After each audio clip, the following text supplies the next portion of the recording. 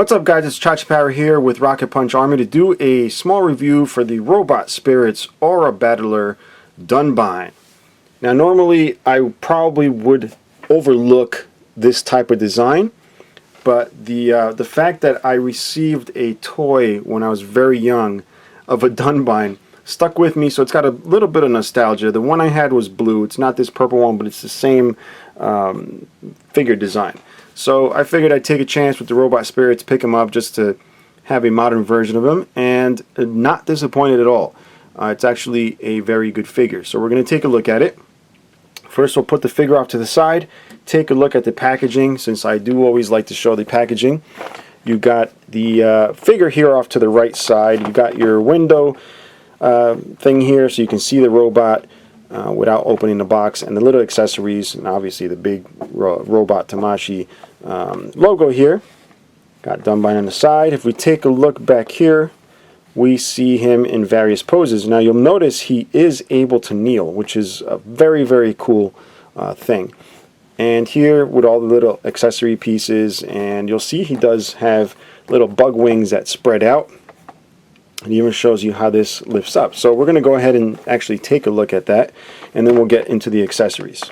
Now the very first thing you want to do when you first get them is attach the little wings. And what you do is you bring this up and you just pop in the little ball joints for these wings. So you'll see they're on ball joints. They're able to move around just like you would expect from a ball jointed piece.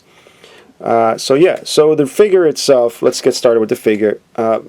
It's very nicely sculpted. It may not be everybody's cup of tea, I understand that. It's very insecty looking because that's what it's supposed to be. The finish has some nice matte finishes on the lower leg. It's got some nice satin finishes going on the rest of the figure, and the paint apps are of course what's expected from a company like Bandai, which is very sharp. So the next thing we want to check out is the articulation. You have the head here. You'll see it does have a good range of motion, but it's kind of still somewhat hindered. You can't really put it to exactly how you want it, but it does have a at least generous amount of movement, and you'll see the detail right in there. I like that. That's what I'm talking about. Then you got the shoulders, which are on ball joints here, so you can do various movements. You got the bicep swivel. You got the elbows, which have a great range of motion, a little more than 90 degrees there. You do have a waist that doesn't really spin because you get in the way of the cockpit area here, but they could have easily not included any waist. And aside from that, the top part is actually separate from the middle piece, so that's a very, very good design there. You got the legs here that move this way, and what's cool is the ball joints, instead of just being molded like regular ball joints, they do have that little covering on there to make them look like the way they're supposed to look. And then you got the double jointed knee there, also with that little wrinkled whatever in there. I don't know if those are wire looms or whatever. And little separate kneecap there. Then you get the feet here on the ball joint. You get individual articulation on each of the claws here. And then the actual nails also move independently. And then last but not least, an often overlooked part, is the wrists here, which move also with the hand. Now these robots are actually piloted. Unfortunately, it doesn't come with a pilot. The original ones that I had a little plastic pilot. This does not, which kind of made me sad. I was hoping for a little pilot, but it does have the cockpit area, which you can open up just like that, and that's where the pilot would sit. I'm really surprised it didn't include a teeny PVC figure. That's actually really, really surprising. Very detailed in there, but no pilot. Now it does have weapons and accessories I want you to check out. Here's the sheath or whatever you call that for the swords. There's the actual sword. You can put that right in there and actually attach it right to the back here. You'll see there's a hole there. Just attach it right on there. So you can just store it in the back like that, or actually use the sword. Now to use the sword, you do want to change the hands. The set actually includes 8 total. Alright, so we're going to go ahead and pop the standard fists off. Put this one, which is the one for holding the weapons. Then you can go ahead, pop in the sword. Right, so there he is with the sword, and the other hands that it comes with is an open hand. You got this one that's shaped like this, and the regular standard fist. But for the purpose of using the sword, you do want to use the weapon holding hand.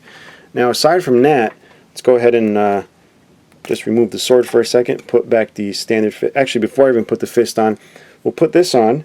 Alright, this is an actual little gun piece here, which you want to do is put the spikes right through those holes, and then it snaps right there. Then you can go ahead and attach the fist. Now when you attach the fist, there's claws there, so anytime you're pushing in, you just want to be careful, not so much to poke holes in your fingers, but to prevent them from snapping, because they are soft PVC. And you do get a second set of that, so you can do that. You can leave the fist on if you want. And there you go. So he's got the blasters right on him. Now going back to the sword for a moment, I wanted to show you guys an extra piece of accessory it has. So definitely a cool thing to use when you're using the sword. This is a slash effect here. I thought this was an actual weapon, but it's actually a piece that slides right over that and creates a slashing motion. And it's actually pretty convincing, especially if you go ahead and photograph it. I think that was a nice inclusion. And then the other only bits that come with the set are these little red pieces which attach right to the bottom of the feet. You'll see the hole there.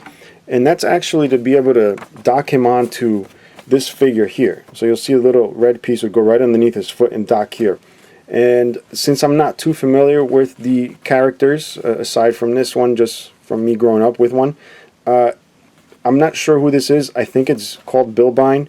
I'm not sure. I think I was going to pick that up. It's the red, white, and yellow one. I'm not sure. But that's what it's for, to attach to the top of that. Maybe someone who knows a little bit more than me will leave a comment below about it. But that's really it, guys. This is the end of the review for this figure. Hope you enjoyed it. If you have any questions or comments, please feel free to leave them below. Until next time, bye-bye.